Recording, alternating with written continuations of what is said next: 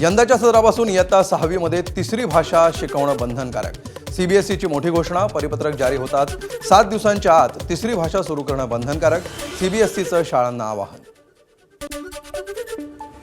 11वी प्रवेश प्रक्रियेचे वेळापत्रक जाहीर. उद्या सकाळी 10 वाजल्यापासून प्रवेश अर्ज भरायला सुरुवात होणार. विद्यार्थ्यांना प्रवेश अर्जाचा भाग 1 भरून नोंदणी करता येणार. तर 10वीचा निकाल जाहीर झाल्यावर अर्जाचा दुसरा भाग भरता येणार.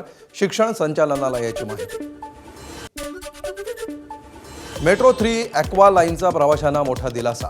विद्यार्थी आणि पर्यटकांसाठी आता सवलतीच्या दरामध्ये पास मिळणार. 45 आणि 60 ट्रिप पासवर 25% सवलत मिळणार. तर 1 दिवसाच्या अमर्यादित प्रवासासाठी 280, तर 3 दिवसांसाठी 700 रुपये मोजावे लागतात.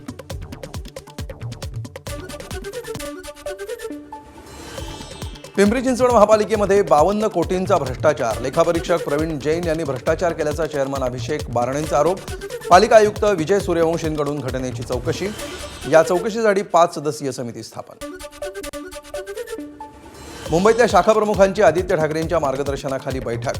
पदाधिकाऱ्यांनी काम न केल्यास नव्या कार्यकर्त्यांना संधी देणार. आदित्य ठाकरेंचा इशारा. तसंच मुंबईतील शाखा भेटींचा कार्यक्रम लवकरच हाती घेणार असल्याची माहिती.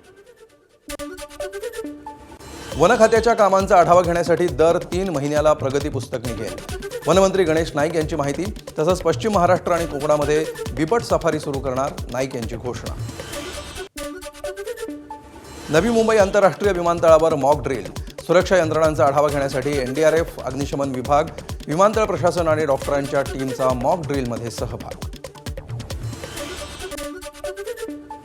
धाराशिवमधील उमरग्यामध्ये आमदार प्रवीण स्वामी यांच्या समर्थकांकडून एसटी कर्मचाऱ्याला मारहाण.